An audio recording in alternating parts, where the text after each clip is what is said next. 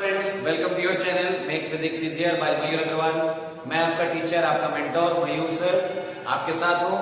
आज मैं आपको बता दूं, आज हम लोग कोई भी नया चैप्टर नहीं पढ़ने जा रहे हैं, but today's video will be the most important video for those students who are going to give board exam this year. By the way, आपके पास जो भी इस समय थिंकिंग है, बोर्ड एग्जाम होंगे नहीं होंगे, किस तरह होंगे, ऑनलाइन ऑफलाइन, वो सारी बातें आप एक किनारे रखिए। Firstly you have to understand how to give board exam. हम ये मानकर चलते हैं कि इस साल बोर्ड एग्जाम हो रहे हैं और बकायदा ऑफलाइन होंगे, रिटन मेथड से होंगे, तो हमें कौन से पॉइंट्स जरूरी हैं ध्यान रखना। मैंने एज अ एग्जामिनर, मैं 3 साल से एज एन एग्जामिनर भी जा रहा हूं, तो वहां पर मैंने स्टूडेंट्स की आंसर शीट्स में कुछ ऐसे माइन्यूट पॉइंट्स पकड़े जो मैं आपके साथ डिस्कस करना चाहता हूं आज के वीडियोस में। वो पॉइंट्स मेरे स्टूडेंट्स ना गलत करें, यही मैं चाहता हूं। तो वीडियो को लास्ट तक देखिएगा, और अगर वीडियो से रिलेटेड कोई भी क्वेरी हो, कोई भी कंप्लेन हो, तो कमेंट बॉक्स में लीव करिएगा। Thank you. सो आज मैंने टारगेट रखा हुआ है हाउ टू प्रिपेयर फोर्स। आज मैं बात करने जा रहा हूं जो हमारा आईसीएससी का चैप्टर 1 फोर्स, बेसिकली उसमें हम लोगों को कौन सा स्टडी मटेरियल है, पहले हम लोग सबसे पहले ये डिस्कस करेंगे which topics are very important.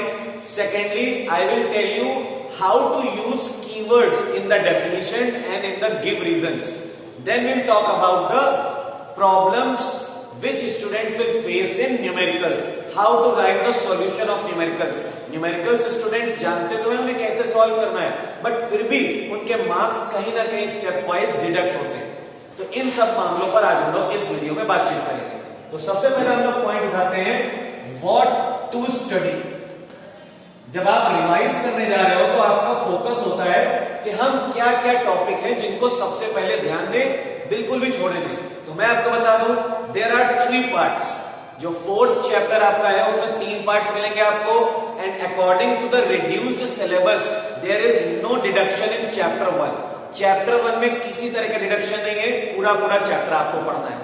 First part में हमें सबसे पहले मोशन के टाइप्स, ट्रांसलेशनल मोशन और रोटेशनल मोशन, दोनों की डेफिनेशंस दी गई है। After that moment of force की definition, then its unit. After that types of moment of force, clockwise and anti clockwise, उसकी definition. Then some examples, very important, ये सबसे इंपॉर्टेंट चीज है इस टॉपिक में। Some examples related to moment of force. Moment of force से related जो examples है, बहुत इंपॉर्टेंट टॉपिक है, और इसी में मैं आपको समझा देता हूं कि क्या गलती होती है स्टूडेंट से। सपोज क्वेश्चन पूछा गया, why are the handles of the door provided near the ends far away from the hinges. जो भी डोर्स हम लोग देखते हैं, ऑब्जर्व करते हैं, उनके हैंडल्स जो होते हैं वो हमेशा हिंजेस से काफी दूर लगाए जाते हैं, एक किनारे पर लगाए जाते हैं। उसके पीछे क्या लॉजिक है? दूसरा example, the hand flour grinder has also handle near its rim. जो हाथ से आटा पीसने वाली चक्की होती है, उसका भी जो हैंडल होता है बिल्कुल लास्ट में रिम पर होता है। क्यों होता है? Third example, steering wheel of large vehicles. जो बड़े व्हीकल्स होते हैं उनकी स्टीयरिंग व्हील का साइज भी बहुत लार्ज होता है। Third example, jack screw has a long handle, why? या fifth example, we use a long spanner to loose a tighten nut. ये सभी एग्जांपल्स जो हैं, इनका आंसर आप सिर्फ एक स्टेटमेंट से दे सकते हो, और वो स्टेटमेंट है, by increasing the perpendicular distance we can increase the moment of force so as to reduce the effort applied by us. जैसे जैसे हम परपेंडिकुलर डिस्टेंस को इंक्रीज करते हैं, मोमेंट ऑफ फोर्स वैसे वैसे इंक्रीज होता है, और उसकी वजह से हमारा लगाया हुआ जो एफर्ट होता है वो कम हो जाता है। तो ये की सेंटेंस है इन सभी एग्जांपल्स में, और इन एग्जांपल्स में से एक जरूर हमें बोर्ड एग्जाम में मिलता है, ऐसा मेरा मानना है। तो ये पहली चीज हो गई। तो मैंने यही बताया आपको, आज का वीडियो इसीलिए बहुत इंपॉर्टेंट है क्योंकि आज मैं आपको बताने जा रहा हूं कीवर्ड्स इस चैप्टर से रिलेटेड जो बहुत जरूरी है। तो जब आप examples related to moment force का कोई भी रीजन लिखोगे, आपको बातें इधर से उधर घुमा कर नहीं लिखनी है, आपको बहुत ज्यादा समझाना नहीं है। जो बच्चों को ये प्रॉब्लम होती है कि सर हम आंसर एग्जैक्ट वे में, कम टाइम में, कम से कम वर्ड्स में कैसे लिखें, उनके लिए ये वीडियो बहुत इंपॉर्टेंट होने जा रहा है। आपको इस हेडिंग में जितने भी एग्जांपल्स 5 और 6 examples are given in your book, उन सभी एग्जांपल्स की समरी सिर्फ एक लाइन में कंप्लीट हो जाएगी। वो लाइन मैं बता दे रहा हूं, bye increasing the perpendicular distance from the pivoted point we can increase the moment of force so as to reduce the effort applied by us. This is the key sentence for all the reasons. इसके बाद आता है the definition of couple. couple की definition में भी मैंने देखा है स्टूडेंट्स बहुत बार मिस्टेक्स कर देते हैं।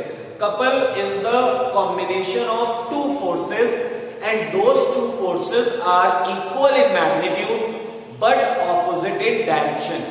couple ऐसे दो फोर्सेस का कॉम्बिनेशन होता है जो कि आपस में ऑपोजिट डायरेक्शन में होते हैं और पैरेलल होते हैं, इक्वल होते हैं मैग्नीट्यूड में। इतना तो सभी स्टूडेंट लिख देते हैं, लेकिन एक की सेंटेंस जो यहां पर भूल जाते हैं बच्चे, वो ये है, couple is always required for the rotational motion.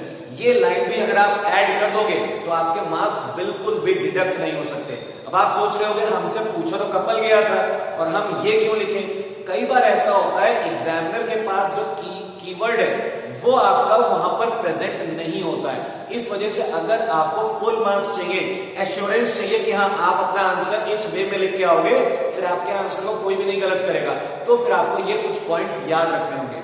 इसमें आपको इफ एंड बट को अपने थोड़ा किनारे रखना होगा।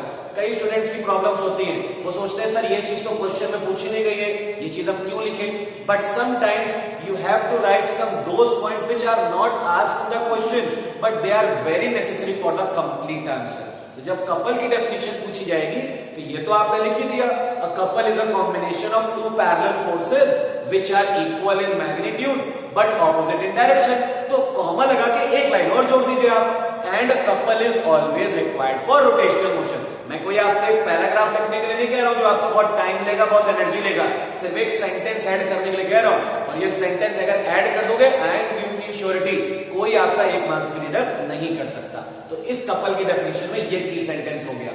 कपल के एग्जांपल्स में जैसे की, जब हम लोग की को रोटेट करते हैं या बॉटल कैप हम ओपन करते हैं, तो ये सब एग्जांपल्स होते हैं कपल के। हालांकि कपल के एग्जांपल्स तो आप समझ ही जाओगे, वहां तो कोई ऐसी स्पेशल पॉइंट नहीं है जो आपको याद रखना हो, बस डेफिनेशन में जो याद रखना है वो मैंने आपको क्लियर कर दिया। After that the definition of moment of couple. Moment of force अलग चीज है, मोमेंट ऑफ कपल अलग चीज है। हालांकि दोनों का इफेक्ट सेम होता है, डेफिनेशन में फर्क है। मोमेंट ऑफ कपल की डेफिनेशन आप दोगे, the product of either force to the couple arm.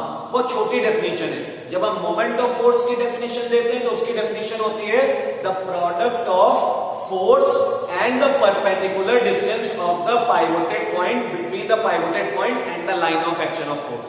तो वहां पर बड़ी डेफिनेशन है, लेकिन जब हम मोमेंट ऑफ कपल के लिखते हैं तो उसकी डेफिनेशन छोटी हो जाती है और टर्म्स भी चेंज हो जाते हैं। आप अगर सोचो आप मोमेंट ऑफ कपल में मोमेंट ऑफ फोर्स की डेफिनेशन लिख दोगे, then you will not get single marks, 0 ही मार्क्स मिलेगा।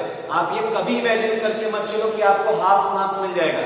हमने ज्यादातर ये देखा है फिजिक्स के पेपर में, या तो आपको 1 मार्क्स मिलते हैं या 2 मिलते हैं या फिर 0। हाफ मार्क्स का कॉन्सेप्ट बहुत कम ही आता है। तो आप इन वर्ड्स पर ध्यान रखिएगा कि आप इमेजिन करो कि मुझे हाफ मार्क्स मिल जाएगा तो भी मेरे लिए सफिशिएंट है, तो बहुत कम ऐसा होता है। रेयर केस में जब स्टूडेंट ने बहुत परफेक्ट आंसर लिखा हो, बहुत छोटी 1-2 वर्ड्स की स्पेलिंग मिस्टेक हो, तब शायद हाफ मार्क्स डिडक्ट हो तो हो, अदरवाइज कीवर्ड्स के बेसिस पर फुल मार्क्स मिलते हैं या फिर 0 मिलते हैं। इस बात का ध्यान रखिएगा। The next thing is the equilibrium. What do you mean by equilibrium? Equilibrium is the condition when number of forces acting on a single object but the object does not show any change in its position of rest or motion। एक object चल रहा है, car चल रही है, suppose car पर frictional force भी लग रहा है और उसका जो इंजन एक्सेलरेटिंग फोर्स लगा रहा है वो भी लग रहा है, बट कार एक कांस्टेंट स्पीड से चल रही है, then we can say that car is in equilibrium. Car is in dynamic equilibrium also we can say, because equilibrium दो नेचर का होता है, dynamic and static. When the object's initial position is at rest, then the equilibrium is called as static equilibrium. But when the object is in motion, then the equilibrium is called as dynamic equilibrium. So static equilibrium का example में आप बोल सकते हो, suppose a book lying on a table.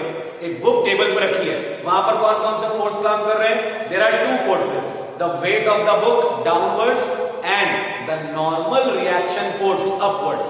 Both the forces are balancing each other. That is why the book is called in equilibrium, in static equilibrium. So these are the two types of equilibrium, static and dynamic. The next point is conditions necessary for equilibrium. There are some conditions also. One condition is related to the terms of force and second condition is related in the terms of moment of force. है दोनों ही terms conditions लगभग same है, लेकिन आपको ये बात ध्यान रखनी है, फर्स्ट पॉइंट में आप फोर्स वर्ड यूज करोगे, सेकंड पॉइंट में आप moment of force word use करोगे. The first condition is the when the sum of SUM not SOM, when the sum of all the forces acting on a body is zero, then the body can be called in equilibrium. और दूसरी condition ये when the algebraic sum of all the moment of force according to that pivoted point must be zero. एक में forces का sum zero होना चाहिए condition के according और दूसरी कंडीशन के अकॉर्डिंग मोमेंट ऑफ फोर्सेस का सम पाइवोटेड पॉइंट के रिस्पेक्ट में एल्जेब्रिक सम जीरो होना चाहिए. तो एक में हम लोग सिर्फ सम लिखते हैं, सेकेंड पॉइंट में एल्जेब्रिक सम लिखते हैं. तो याद रखिएगा ये एल्जेब्रिक यहां पर भी जो एल्जेब्रिक सम लिख रहे हैं that is a type of keyword. ये मिस मत करिएगा, कोशिश यही करिएगा कि आपसे मिस ना हो. उसके बाद आती है most important thing for numericals, principle of moments. Principle of moments में आपको सिर्फ स्टेटमेंट पर ध्यान देना है. In the condition of rotational equilibrium, जब हम बात करते हैं रोटेशनल इक्विलिब्रियम की, in that condition sum of clockwise moments is equal to sum of anti clockwise moment. जैसे कि एक वेंडर जब आपके दरवाजे पर एक सब्जी वाला आता है तो वो भी प्रिंसिपल ऑफ मोमेंट्स को ही अप्लाई करके अपनी सब्जियां बेचता है. कैसे? वो एक तरफ वेट रखता है, जो उसका फिजिकल बैलेंस है that is also following the principal of moments. जो उसका एक तराजू का एक जो एंड है उस पर वेट रखता है और दूसरे पर वो गुड्स रखता है. तो वो तब तक गुड्स को चेंज करता जाता है, गुड्स के अमाउंट को, जब तक कि वो जो हमारे दोनों बैलेंसेस हैं वो एक पोजीशन पर आकर फिक्स नहीं हो जाते. और वो पोजीशन फिजिक्स की लैंग्वेज में क्या कही जाएगी? इक्विलिब्रियम.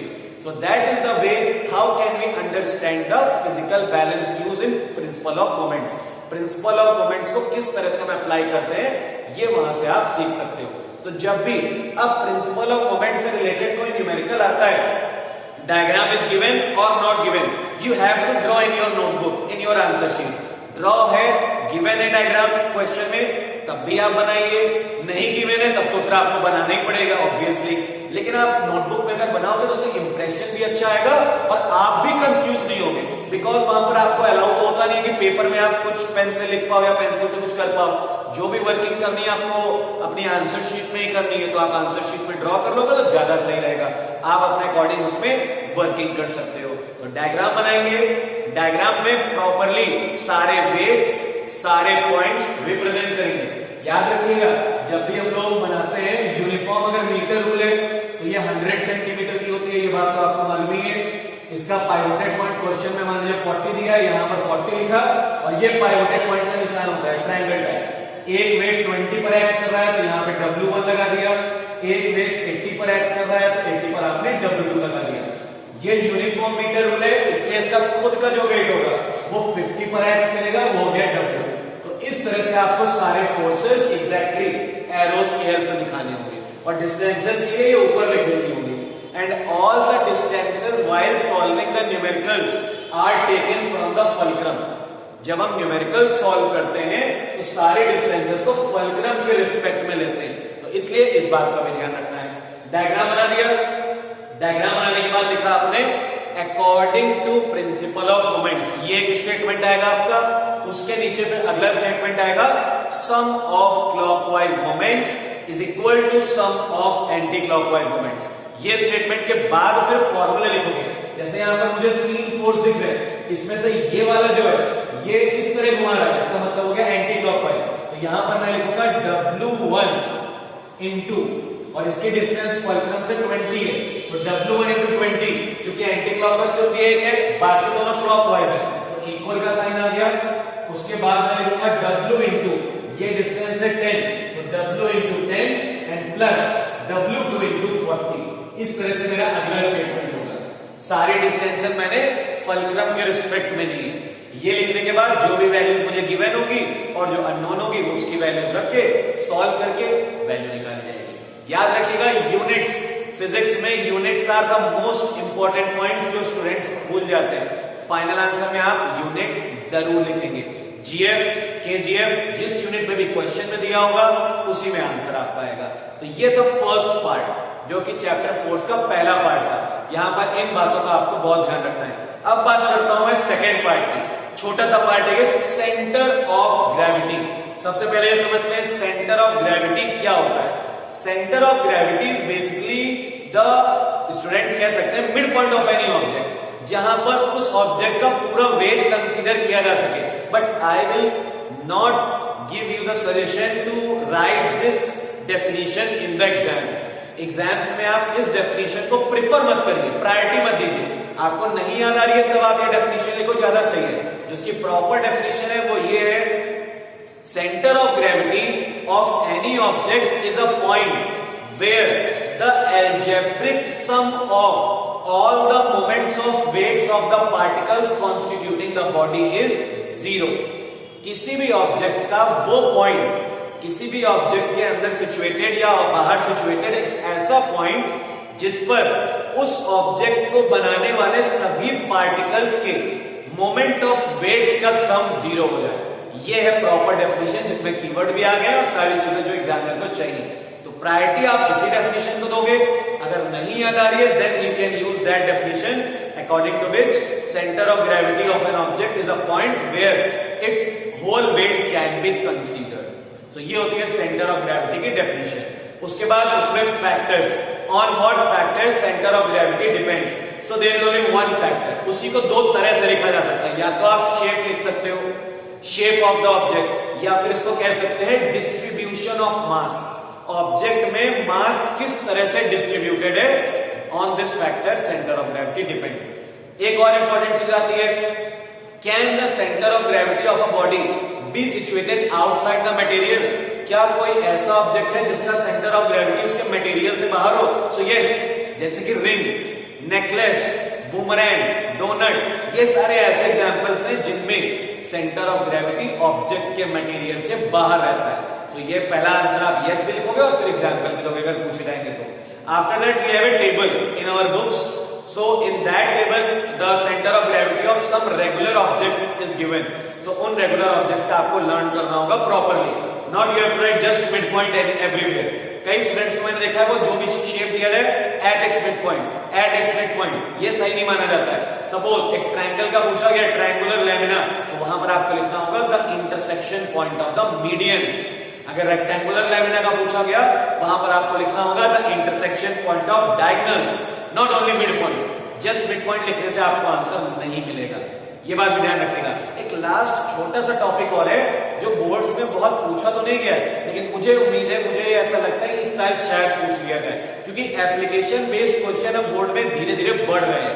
वो क्वेश्चन है लास्ट में नोट पॉइंट में आपको दिया गया, अगर आप कंसाइज बुक यूज करते हो तो, for stable equilibrium what is the necessary condition. Stable equilibrium के लिए नेसेसरी कंडीशन क्या है? So for stable equilibrium the centre of gravity of an object must be as low as possible. किसी भी object का सेंटर ऑफ ग्रेविटी जितना लो होगा, जितना ग्राउंड के पास होगा, उस ऑब्जेक्ट में स्टेबल इक्विलिब्रियम उतना ही ज्यादा होगा। This is the necessary condition for stable equilibrium. छोटा सा पॉइंट एक लास्ट में लिखा है, जरूर एक बार आप पढ़ लीजिएगा। उसके मैं एप्लीकेशंस आपको बता देता हूं। फॉर्मूला कार्स देखते हो आप, रेसिंग बाइक्स देखते हो, ये जितना लो होती है उतना ही अच्छा रहता है। आपने कभी भी फॉर्मूला कार्स को जमीन से ज्यादा ऊंचा नहीं देखा होगा, बहुत जमीन पे ही रहती है। और सेल्फ इरेक्टेड टॉयज, आपने कुछ टॉयज देखे होंगे जो बच्चे खेलते हैं, बच्चे उसे पंच करते हैं, वो बार बार गिरकर अपने आप खड़ा हो जाता है, तो वो कहलाते हैं सेल्फ इरेक्टिंग टॉयज। उनमें भी इसी कॉन्सेप्ट का यूज किया जाता है, उनका भी वेट ज्यादा ज्यादा नीचे कर दिया जाता है जिससे कि सेंटर ऑफ ग्रेविटी ज्यादा ज्यादा ग्राउंड के पास है। तो ये कुछ एग्जांपल्स हैं जो कि आपको एक्सप्लेन करते हैं स्टेबल इक्विलिब्रियम के लिए सेंटर ऑफ ग्रेविटी का अर्थ के पास होना, ग्राउंड के पास होना बहुत जरूरी है। नेक्स्ट, ये हमारा सेकेंड टॉपिक था centre of gravity. The last thing is, third part is uniform circular motion. When an object with a constant speed moves in a circular path। अगर कोई ऑब्जेक्ट एक कांस्टेंट स्पीड के साथ circular path पे revolution कर रहा है, चक्कर लगा रहा है, then its motion is called as uniform circular motion. Uniform circular motion की खास बात क्या है? स्पीड तो कांस्टेंट होती है बट वेलोसिटी वेरिएबल हो जाती है। व्हाई? कई बार इसका रीजन पूछ लिया जाता है, why velocity is variable? So you will answer that because velocity depends on the direction and while N object is revolving around a circular path, its direction at each point regularly changes. जो object की direction of motion है वो हर point पर change होती है, इस वजह से वेलोसिटी में वेरिएबिलिटी रहती है। Velocity always variable in a uniform circular motion but speed remains constant because there is a velocity, और वेलोसिटी वेरिएबल भी होती है। That is why uniform circular motion is accelerated motion. जहां पर वेलोसिटी वेरिएबल होती है वहां पर एक्सेलरेशन जरूर होगा। So these are the two major differences पूछ लिए जाते हैं कई बार यूनिफॉर्म लीनियर में और यूनिफॉर्म सर्कुलर में। तो यही दो बड़े डिफरेंस हैं। पहला, speed and velocity both are constant in uniform linear motion but in uniform circular motion speed is constant but velocity is variable. और दूसरा एग्जांपल आप क्या ले सकते हो? Uniform linear motion is non accelerated, वहां किसी तरह का एक्सेलरेशन नहीं होता है, but uniform circular motion is an accelerated motion. और बाकी तीसरा डिफरेंस अगर आप लिखना चाहो तो पाथ के बारे में लिख सकते हो। In uniform linear motion the object moves in a straight path, in uniform circular motion the object revolves in a circular path. Sufficient है थ्री डिफरेंसेस, उससे ज्यादा पूछे नहीं जाते हैं। Next thing is centripetal force and centrifugal. There are two types of forces. जब भी कोई ऑब्जेक्ट एक सर्कुलर मोशन में मूव करता है तो वहां पे दो फोर्सेस एक्ट करते हैं, centripetal and centrifugal. What is centripetal force? What is the definition of centripetal force? So the force which is a center seeking force which is attracting the object towards the center of the circular path, that force is called as centripetal force. जब भी कोई force किसी object को centre की तरफ attract करता है, जब वो ऑब्जेक्ट यूनिफॉर्म सर्कुलर मोशन कर रहा हो, तो उस फोर्स को हम सेंट्रीपेटल फोर्स कहते हैं। याद रखिएगा, किसी भी ऑब्जेक्ट के लिए circular motion, uniform circular motion में होने के लिए सेंट्रीपेटल फोर्स का होना बहुत जरूरी है। इसके मैं आपको एग्जांपल्स दे देता हूं। अगर हम प्लैनेट्स की बात करें, प्लैनेट्स सन के all around uniform circular motion करते हैं। How is it possible? Because of the gravitational force between the planets and sun. जो प्लैनेट्स और सन के बीच में ग्रेविटेशनल फोर्स होता है, that will provide the necessary centripetal force. In the same way, when we are going to talk about electrons, how can electrons move around the nucleus? Gravitational force word को replace कर दोगे आप electrostatic force से। Electrostatic force between the electron and the nucleus provide the necessary centripetal force.